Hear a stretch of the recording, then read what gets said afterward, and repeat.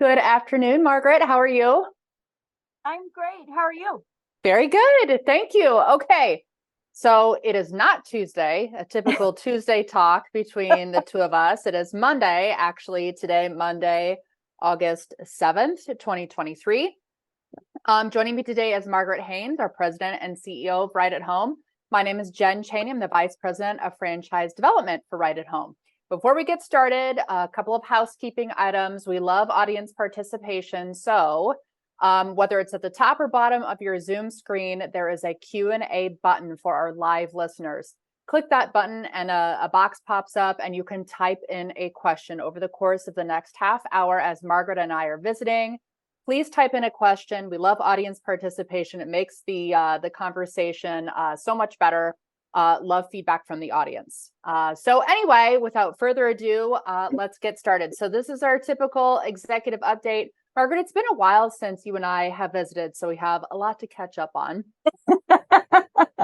I cheated, of course, in advance, so I've got a few questions that I'm like, hey, maybe if we have time, I'll ask Margaret these questions. But I think just to start, why don't you just give our listeners just a general update, State of the Union. We are in Q3 of 2023. Which is crazy to even think about. Where has the year gone? Well, where has the summer gone? But anyway, I have been involved in a lot of strategy sessions as we are thinking ahead to next year and the years to come. So maybe just give our audience a quick update on a very high level of what that process looks like internally for our team here. Yeah, so thanks for the opportunity to catch up on all things Right at Home. So from a strategy perspective, let me start by first just real quick from a looking at, we're now in August. And so we've already entered into third quarter and almost, pretty soon here, we're going to be halfway through the third quarter, which is really hard to believe. But it's been a really good 2023 so far for the network. So the franchise network is doing a fabulous job. We're growing both in footprint as well as just looking at the offices themselves and the hours that they're providing, hours of care in their local markets. So it's just, and that's no surprise, I guess I should say, because we're just on the cusp of this huge boom of need for the types of services that we provide.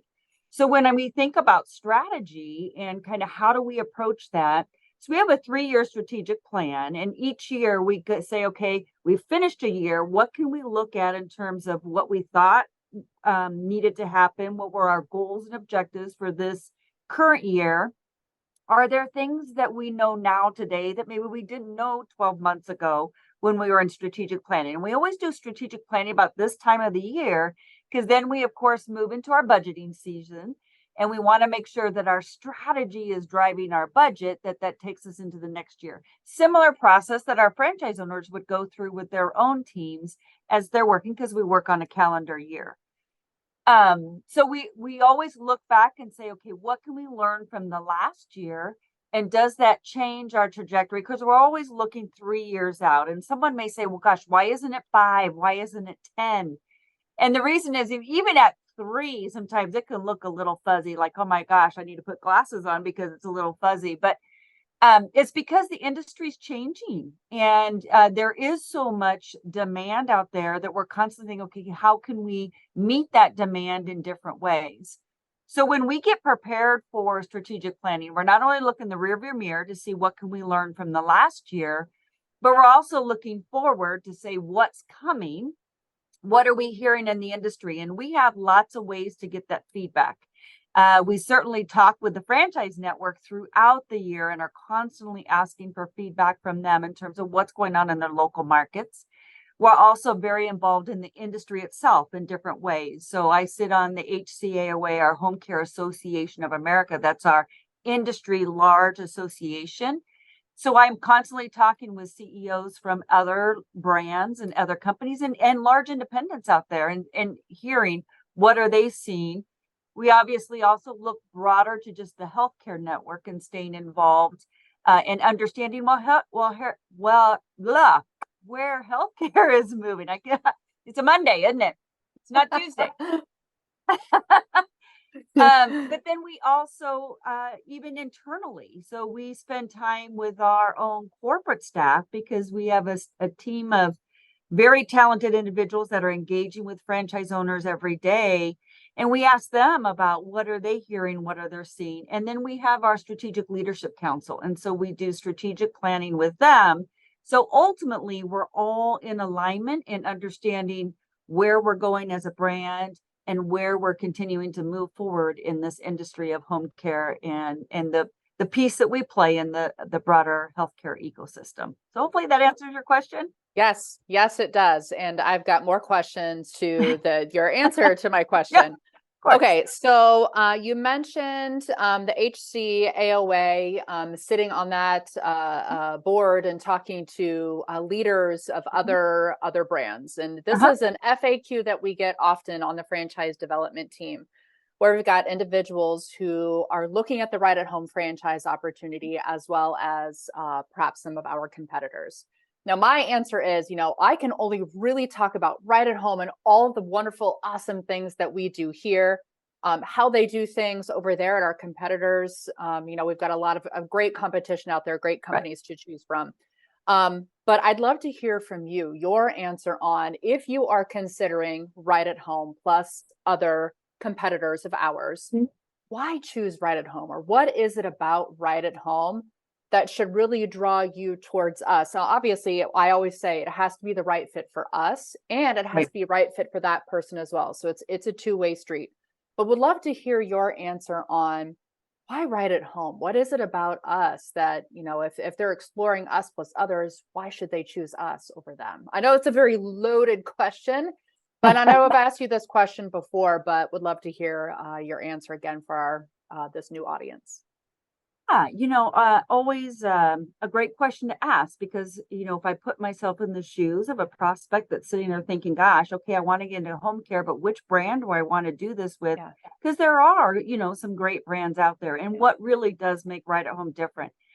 And I think if you break down to the fundamental elements that are the services that are being provided in the local communities, one may look at that and say, well, it's very similar, right? So you're providing home care, you're going in and helping individuals stay in their home, whether it's bringing along companion type services, the kind of hands-off things that you can do to help someone stay safe in their home, or more of those hands-on things where you're providing assistance with activities of daily living and all of that. But it really isn't just apples to apples. And it really comes down to the experience that's created. And when I think about individuals deciding to align themselves with a franchise network, what does that mean? And I think it's also very much experience related because we are in a service-based industry. So what I think sets apart right at home is how we approach things and how we help our franchise owners build sustainable, profitable businesses. We are constantly thinking about how do we do that? Because we know that if we can help an individual in their local market build that sustainable, profitable business, that allows the right at home mission to be lived out across the U.S. and across the globe, quite frankly, because we're in, other countries as well. So we're very, very passionate about our mission to improve the quality of life for those we serve. That's not to say that others aren't, but I think that the experience that we focus on in creating for our franchise owners and the relationship that we want to build with that owner from the moment they get engaged with our brand until the moment they decide, okay, I've built a great business. Now I'm ready to go do something else, or I'm ready to retire. We're always thinking about those micro moments, those micro elements. And I don't necessarily, I wouldn't say that I see that replicated across other franchising networks. Again, not disparaging anything, but it really is a focus. And in turn, we help our owners create a focus in their local market with the way that they are building their business that creates that environment where the caregivers and the office staff members, they want to work for the local right at home. Again, because it's a great experience for them as they're out there then creating a great experience for the clients that they serve. So hopefully that, I don't hope that doesn't feel squishy, because it's really not squishy. It's very palatable in terms of the things that we do and how we focus to help our owners grow. Yes. Okay. Wonderful. Thank you. Yeah. Jumping around here because a question came in. We're going to kind of backtrack a little bit as these Sure. questions come in. I'll just ask them as they come. Okay. A listener has asked, what is the biggest change you see in the industry in the next 2 years? Yeah, great question. So, I mean, certainly, I don't know if this is the biggest change, because we knew it was coming, and it's something that's going to be beyond just 2 years. But I do see, just the availability of caregivers. That's something that has really been getting exacerbated even before the pandemic, and then the pandemic kind of further elevated the need. But we knew that it was coming because it's a pure math problem based on our aging population in the US, and quite frankly, the aging population of the globe. So we know just through pure math, there's going to be far more people that are looking for our services and can benefit from our services than we'll have caregivers to provide those services, because it's just aging population, right? And how that looks. So with that, then I think over the next 2 years, we as an industry, and us certainly as a brand, we're really dialed into what is the innovation that we can do around the business model that maybe moves us away from that 1 hour of service, bill rate per hour kind of approach. How can we bundle some things that allows someone to stay safe in their home, family members have peace of mind, but isn't just dependent on a caregiver? So how can technology come alongside our business model and potentially give some of that additional oversight and comfort to an individual? And then we can be even a bit more strategic in how we deploy those precious caregiver resources to fill in where maybe technology. So I think over the next 2 years, it's going to be interesting. There's been lots of technology out there, and we have, looked at so many different kinds of technology. You can bucket into different approaches. So there's not one, forefront winner. I think over the next 2 years, it's also going to be really interesting. We're watching, what is AI going to look like in our industry? So this artificial intelligence and the things that are out there, the adoption rate of just ChatGPT is the fastest adoption of any technology that there's been to date. And so we also are really focused in on what is that going to look like? And maybe we won't see it applied in a really meaningful way in 2 years. But my gosh, we got to keep our eyes on it right now. So yep. Just a couple of things. I agree. Okay. Okay. So you mentioned the SLC earlier, which is the Strategic Leadership Council. And as we're talking about the strategy, this is one of the many things that I love about Right at Home, Margaret, is franchisee involvement in the overall strategy. I have, colleagues of mine in the franchise development world talking about, businesses that they have worked for or that they have heard of, where it's like, franchisor, they call the shots, franchisees do this because we say to do it. That is definitely not our approach. So I wanted to ask you, how important is it to having franchisee involvement / voice in the overall strategy as we look ahead to the future? How involved are our franchisees in that strategy? Because I think it's important to a lot of people looking to join the Right at Home system that, as a franchise owner, a lot of them want their voices heard as well, even though they're part of a franchise system and there's a business model that they need to follow. We still want to hear, what they have to say. And that's important to us as we create this strategy and look ahead towards the future. So I realize I'm rambling. I just wanted to hear your answer on the importance of franchisee involvement in this strategy that we're talking about. Yeah, Jen, again, a great question. It is so critical that we have involvement from the franchise network. And, I attend the International Franchise Association, their annual conference, and, get to engage with all different kinds of brands, not only in our industry, but, food service and, dog care and, garage door openers, just all different kinds of systems. And I always am a little taken back if there's an approach of, you know what, we're the franchisor, we know it all. We're going to just set, we've got this franchise agreement. Franchise agreement is very important. And we just kind of, lay out what the franchisee needs to do and they just need to toe the line. That shocks me in the sense that any industry is constantly evolving. And what's so critical about us having really good relationships and lines of communication both ways with our franchise owners is because they're in the market every day, 24/7, 365. They're running the business, and I will tell you, and it's by just pure truth, not lack of pride or anything. Our best ideas come from our franchise owners as we think about how to continually make things even better. And that's a mantra that we're constantly thinking about. How do we make this better for the consumer? How do we make this better for the franchise owner? How do we make it better for them to be able to support their staffs, et cetera, et cetera? So we have lots of channels that we use in order to stay engaged with franchise owners. And I also think it's the number one reason of why you would join a franchise network, is you then have this entire support network around you, not only other franchisees that are living and breathing the same environment you are day in and day out, but you have all this wealth of experience of a brand that's been around now, franchising for 23 years and in business for 28 years, right? And there's not a lot of businesses can say that they've been around that long. But so that communication back and forth and sharing of best practices is why it's so important. And so having our strategic leadership council, which is made up of franchise owners that are elected by their regions, and then some of them are appointed. So we have a well-rounded council.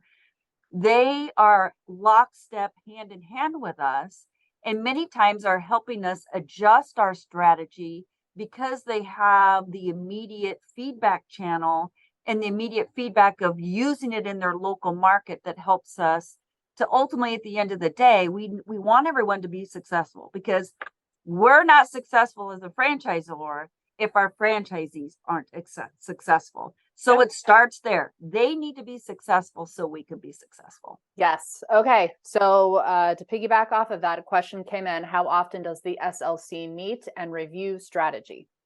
Yeah. So we, as an SLC, we just had a video call, a webinar last week. And gosh, we did that for almost 4 hours. And it actually went really fast. You might think, oh my gosh, having to be on a webinar for 4 hours, but it went really fast. So we always get together a minimum of at least 2 times a year, face to face. But we're also every other week getting together with the chair individuals for the SLC. So we typically, like right now in our SLC, we have a two chair people. So our core operations team gets on a call with them every 2 weeks to talk about what's moving forward.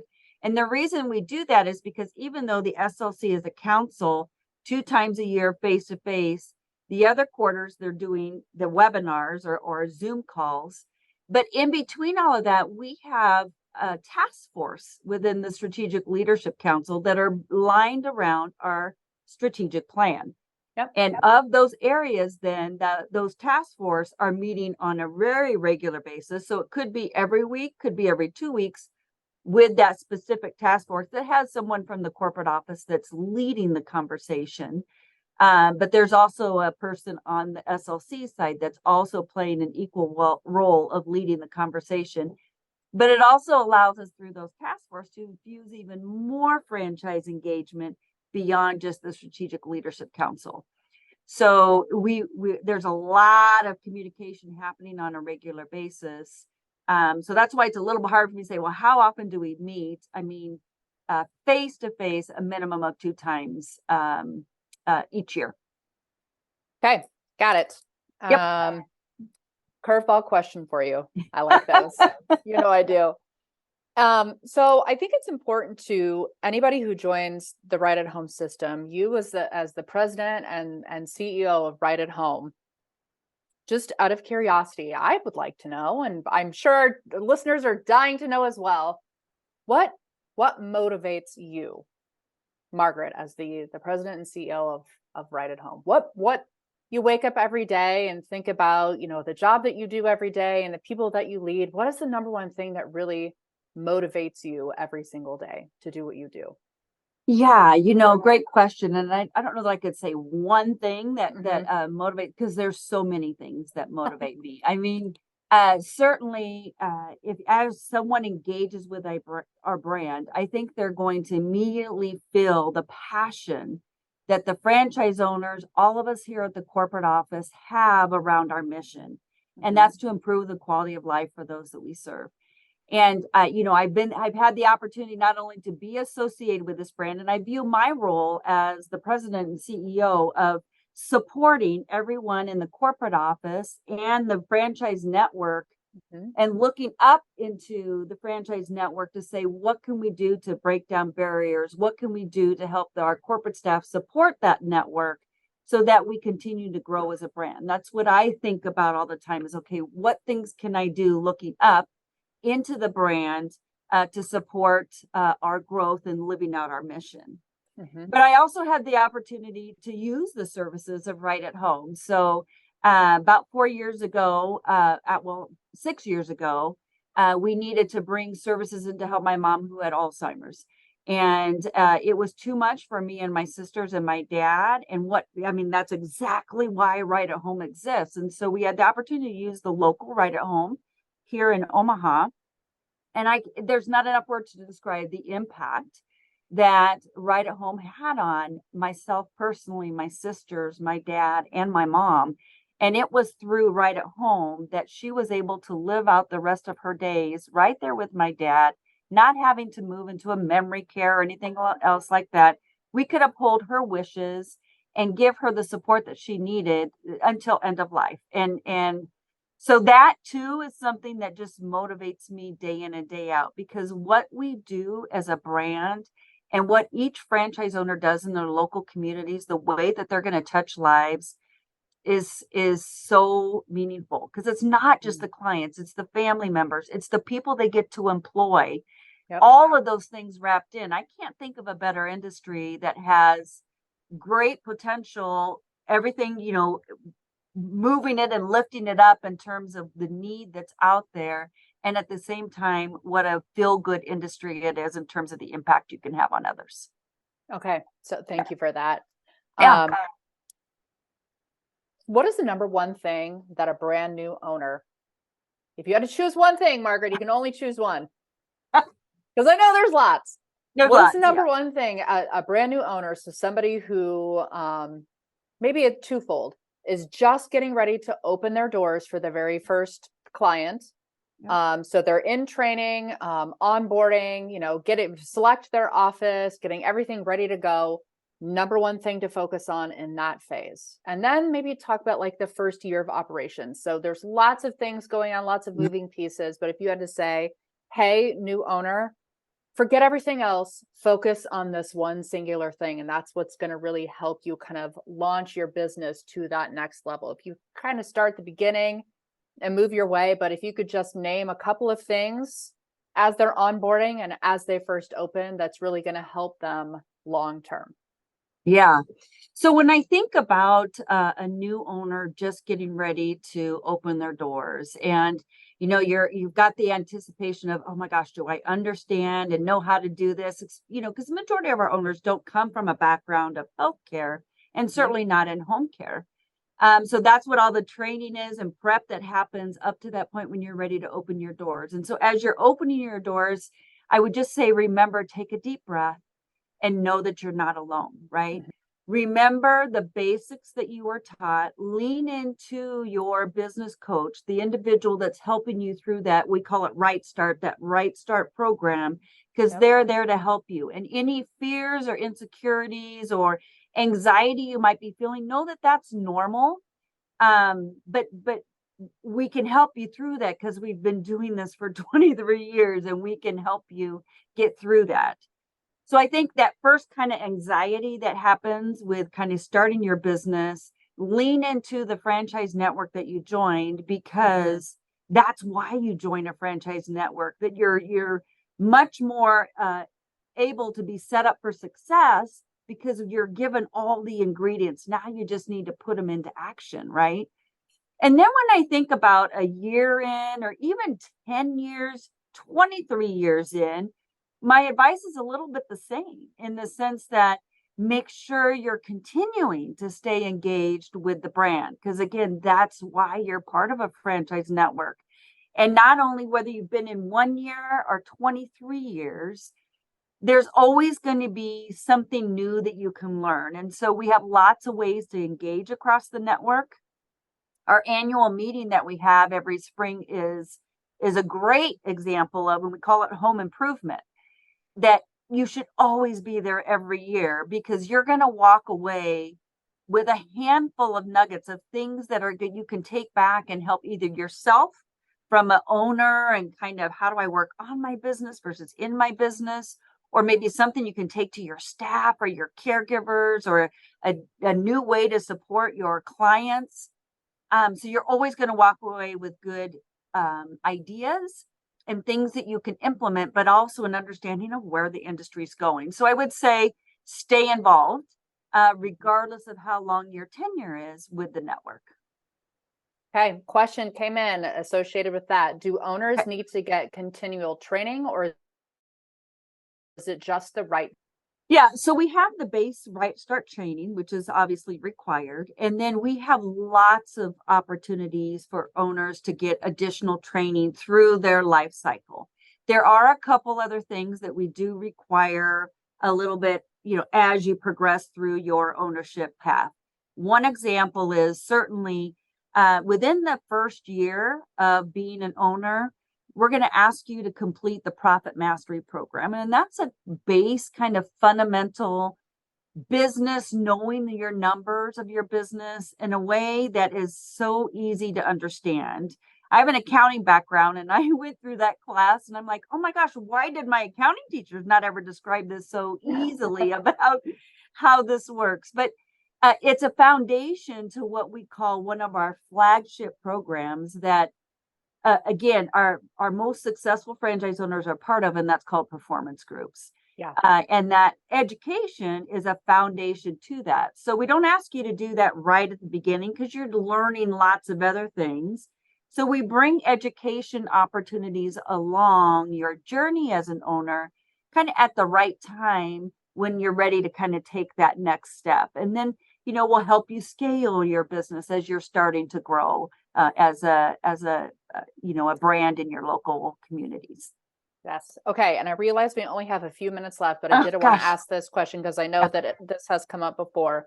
So just the basic business model of Right at Home is non-medical, in-home care and assistance for seniors and adults with disabilities. A lot of people who inquire about Right at Home franchise ownership, they think like, oh yes, I'm, medical, a nurse comes into the house and it's, IV treatment, medical, medicine management.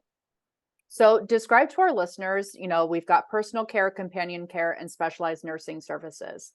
What's the percentage of people that do like the specialized nursing services? Because a lot of people think like, gosh, that must be such a huge part of your business, when in fact it is not. So just a brief description of the different levels of service that we do provide, and that the majority of our system, only a fraction is doing the specialized nursing services. Yeah, so you're absolutely right. It is a very small percentage. And if I had to put a percentage to it, it'd be less than 10% that are doing the specialized nursing services. Mm-hmm. Really, the majority of the network, 95%, is really kind of all in that personal care. And I say that because your companionship care, which is your hands-off support. So, grocery shopping and cooking and light housekeeping and those sort of things, those are all happening. But typically what we're finding is you're doing some of that, but there still is some hands-on. And that's why I say like 90 to 95% is really that that personal care piece, because it's really a blending of both the homemaker, companion, and personal care. Personal care obviously is your hands-on care. The reason that the specialized nursing services is such a small percentage is, remember that our payer source is still the family funded side. So it's family funded, or what we call private pay. I like the term family funded better because I think it's easier to understand. That, we can also bill long-term care insurance, the VA. In some states, the Medicaid waiver business has a good enough reimbursement rate, but we talk about all of that to make sure as a business owner, what's kind of profitable business. Sure. What we don't do is home health, and home health is your traditional transactional care that comes from doctor orders that's going to be paid by Medicare. Mm-hmm. And the reason we don't do that is you've got a Medicis and you've got, big home care, healthcare companies that are out there doing that home health side of things. We come alongside, we have a synergistic relationship with home health. Home health comes in, just the doctor ordered 3 hours. And then now the family's saying, but mom needs help ongoing. And that's where Right at Home comes in from a home care perspective. Okay, perfect. Anything else, Margaret, that you want to add? Because the 30 minutes has just flown by, or any parting words for our listeners today? Just thank you again for your time and interest in home care, and specifically here with Right at Home. Again, it's such a wonderful industry. We've got so much opportunity in front of us, and certainly excited to be able to bring our mission to life to as many people as possible. Yes. And thank you, Margaret, for taking the time to do this. I appreciate it. And I know our listeners do as well. So thank you. Yeah, my pleasure. Okay. Have a wonderful day. Yeah, we'll see you later. All right. Goodbye.